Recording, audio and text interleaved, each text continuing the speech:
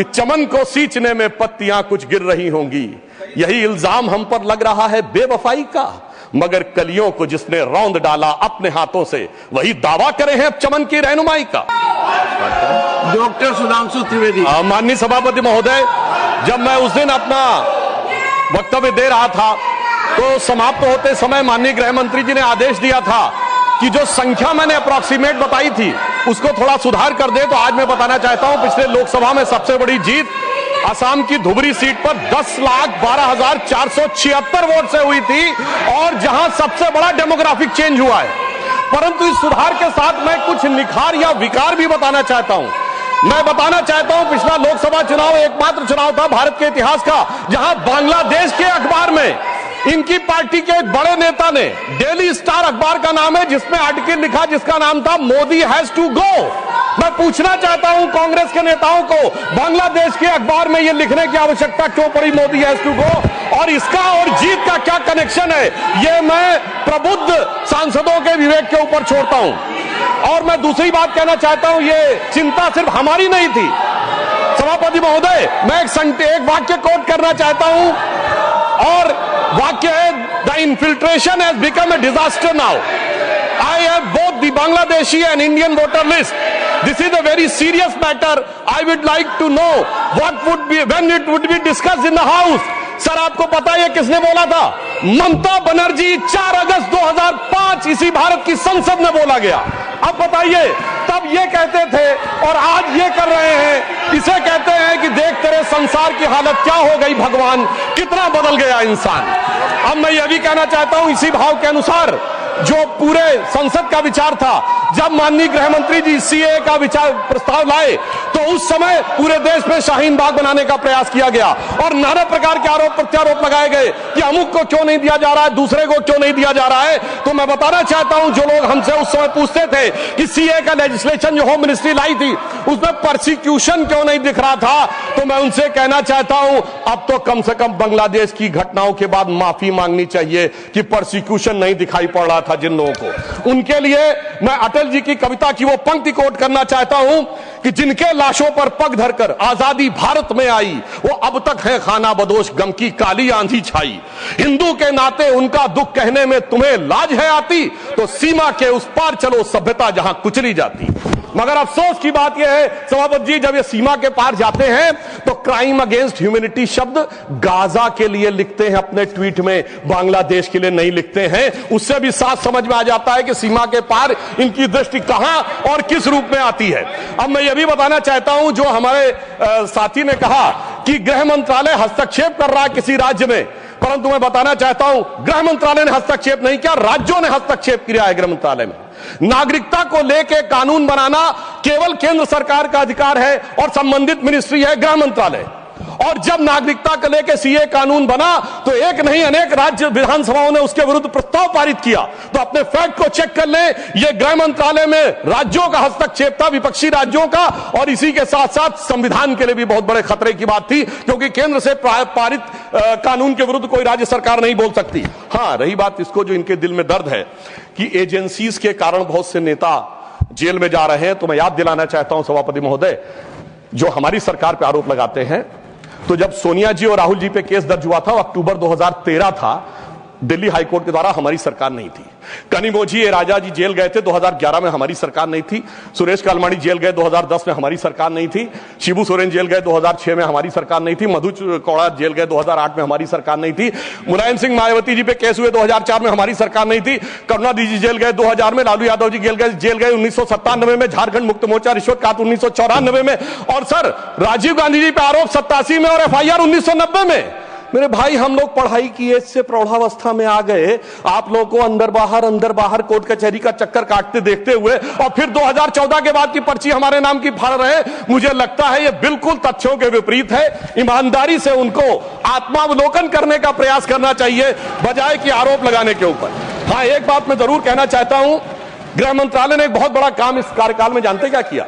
इस देश को वास्तविक रूप में सेकुलर बना दिया, समग्र रूप से सेकुलर बना दिया। सर, वो क्या था? 1976 में जब कॉन्स्टिट्यूशनल अमेंडमेंट करके सेकुलर वर्ड जोड़ा गया कॉन्स्टिट्यूशन में, तो कश्मीर की विधानसभा ने उसे एक्सेप्ट नहीं किया था। इसलिए इस देश में एक ही राज्य था जो संवैधानिक दृष्टि से सेकुलर नहीं था। सर 5 अगस्त 2019 को जब धारा 370 हटी तो यह वास्तविक अर्थों में पूरा देश सेकुलर हो गया। इसके लिए मुझे लगता है गृह मंत्रालय को बधाई दी जानी चाहिए। और एक और मैं बात कहना चाहता हूं सर, अभी विश्व का सबसे बड़ा आयोजन कुंभ मेला हुआ, इसके लिए उत्तर प्रदेश की सरकार की तो प्रशंसा की जा सकती है, इसमें कोई दो राय नहीं है, परंतु यह भी सत्य है सर, इतना बड़ा आयोजन हुआ और किसी प्रकार की कोई अप्रिय घटना, एक दुर्घटनावश होने वाली उस भगदड़ के अलावा क्या कोई गोली चली, कोई पटाखा फूटा, कोई सुरक्षा को लेकर अटैक हुआ? यदि यह नहीं हुआ तो मैं मानता हूं इसके लिए सुरक्षा एजेंसियों की सतर्कता और उसके लिए गृह मंत्रालय की जो सजगता थी वो भी बधाई का पात्र है। और वैसे मैं एक शब्द और कहना चाहूंगा सर, जो कुछ कुंभ मेले में दिखाई पड़ा था उसको कम से कम मैं निगेटिव बात न कह के एक पॉजिटिव बात कहना चाहूंगा। अनेक विदेश से लोग आए, 66 करोड़ लोग आए, लाखों लोग विदेश से आए, 73 देशों के राजनयिक आए, 100 से अधिक लोग आए और वो आकर यहां देखकर क्या चौंक जाते थे सभापति महोदय। कोई कहता था दुनिया में सब कुछ पैसे के लिए होता है, मार्क्स, तो कोई कहता था सब फिजिकल प्लेजर के लिए होता है, फ्रायड, तो कोई कहता था नेम एंड फेम के लिए होता है। परंतु जब हमारे यहां नागा सन्यासियों को देखते थे तो पश्चिम के लोग आके जानते कि वो चौंक जाते थे। उसे एक पंक्ति में कहूं कि वो सुख खोजे भौतिकता में, मदिरा में, मांस की बोटी में, ये भस्म रमाए अपने तन पर खुश हैं सिर्फ लंगोटी में। और सभापति महोदय, मार्क्स भी फेल, मैक्स वेबर भी फेल, फ्रायड भी फेल। कम से कम ये प्रेरणा देनी चाहिए भारतीय संस्कृति के बारे में। और परंतु मैं क्या कहूं, दुनिया की सबसे बड़ी कंपनी स्टीव जॉब्स के, एप्पल के, मतलब सबसे एडवांस कंपनियों में से एक, उनकी पत्नी लॉरेन पावेल भी आई और नाम भी उन्होंने कमला देवी रखा। परंतु कुछ लोगों को उसके बाद भी उसमें स्नान करने में समस्या नजर आई। तो मैं ईमानदारी से और विनम्रता से कहना चाहता हूं, सभी धर्मों की भावना का सम्मान होना चाहिए।